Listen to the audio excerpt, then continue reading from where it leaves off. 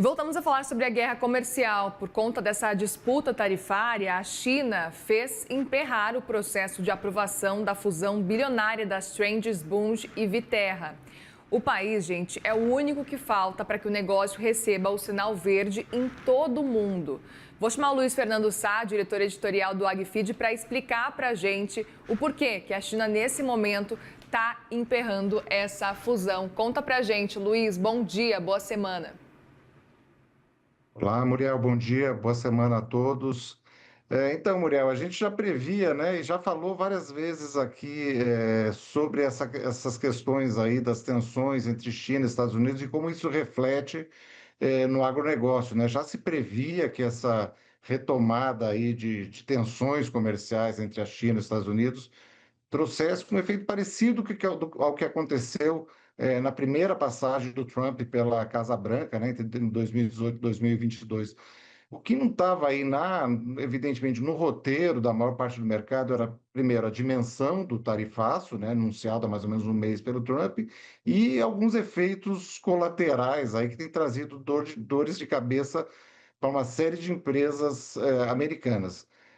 Você citou aí uma que está lidando com essas dores de cabeça agora, é a Bunge, ela é uma das maiores tradings aí de commodities do mundo, e por conta do acirramento dessas disputas entre os dois países, a empresa agora está encarando a paralisação do processo de aprovação pelas autoridades chinesas, lá de análise de concorrência, da aquisição da Viterra. Esse é um negócio que já vem se arrastando aí há quase 2 anos, Muriel.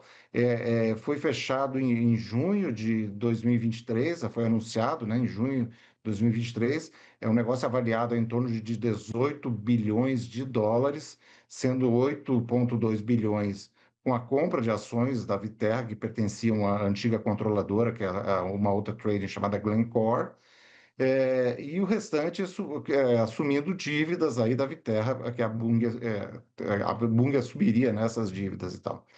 Esse negócio teve que ser analisado aí por mais de 40 países onde as duas companhias têm operações. Então, foi aprovado pelo governo brasileiro, pelo governo americano, e por uma série de outros países.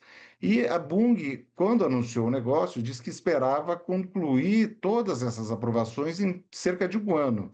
Mas alguns percalços aí ao longo do caminho aconteceram e ela encontrou muitas dificuldades em mercados como a União Europeia e, sobretudo, o Canadá. O Canadá era considerado aí o calcanhar de Aquiles dessa transação por conta de ser o mercado onde poderia haver maior concentração aí na soma das duas operações, né? Então, elas teriam até algumas empresas em que elas seriam sócias num nível muito alto, e por isso o Canadá, inclusive, aprovou com restrições, com ressalvas, esse acordo em meados de janeiro passado, então um pouquinho antes da posse do Donald Trump. Quando o Canadá aprovou, a Bung, de uma certa forma, comemorou, porque aí só faltava a China. Faltava a China e a posse do Trump, evidentemente, né? E o mercado chinês, a princípio, não era assim, visto como um problema. As autoridades chinesas, em geral, elas são mais lentas, mais parcimoniosas e tal, mas eles olhavam para a China como uma operação ali em que não haveria uma concentração grande. A Bunge opera cerca não, opera 5 plantas de processamento de soja no país, e a Viterra tem uma única unidade lá de comercialização de produtos agrícolas, então é um mercado muito grande e a presença não é tão grande assim. E a China não tem uma tradição de colocar obstáculos aí a negócios entre grandes companhias estrangeiras. Para você ter uma ideia, Muriel, desde 2008, quando a China colocou em vigor uma lei antimonopólio, que é semelhante àquilo que existe em outros países, como no Brasil, né, que o Brasil tem uma lei que todos esses negócios aí têm que passar pela aprovação do CAD e tal.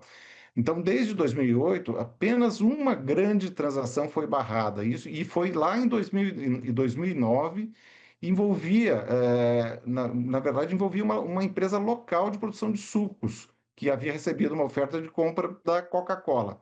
Desde então, assim, não houve nenhum grande problema, assim, às vezes demora um pouco, mas nenhum problema maior. Mas, nas últimas semanas, esse processo parou lá na China, né? Uma reação aí aparente da China a essa série de ameaças aí tarifárias do governo americano, e isso acendeu um sinal de alerta lá na sede da Bung, que fica no estado do Missouri, nos Estados Unidos. A agência Bloomberg, citando aí fontes que ela não identificou, diz que a empresa tem buscado aí, sem sucesso, retomar essas conversações com o governo chinês, que o próprio CEO da Bung, o Greg Heckman, teria feito aí várias viagens à China para conversar com autoridades e tal. Bom, a Bung informou em nota que o processo se encontra em fase final de aprovação e que mantém um diálogo construtivo com a administração chinesa. Mas, assim, o fato é que os prazos que estavam previstos no contrato lá de aquisição da Viterra já expiraram, né? Inclusive duas extensões automáticas que constavam nesse contrato também eram com extensões de 3 meses. Então assim, a Bung vive ali um momento de bastante tensão, porque assim, essa aprovação ela é fundamental para a conclusão do negócio. Se isso não ocorrer, Muriel, o negócio corre o risco de ser desfeito e a Bung ainda teria que pagar à Viterra uma multa rescisória estimada em 400 milhões de dólares, Muriel. Minha nossa, vamos acompanhar então e ver o que vai acontecer nos próximos capítulos. Obrigada, viu, Luiz? Bom trabalho por aí. Bom trabalho, boa semana a todos. Obrigada.